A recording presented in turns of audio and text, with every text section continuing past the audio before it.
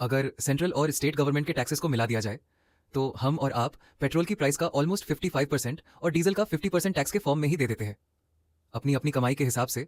जो आप direct tax देते हैं वह तो ठीक है, पर उसके बाद चीनी, नमक, साबुन तेल जैसे रोजमर्रा की चीजें हों या फिर ज्वेलरी और कार्स जैसे एस्पिरेशनल प्रोडक्ट्स, इन सभी पर आपको 5% से लेकर 28% तक का इनडायरेक्ट टैक्स देना होता है। और गलती से अगर आपने सेविंग्स की है तो सेविंग्स के रिटर्न्स में भी आपको टैक्स देना है।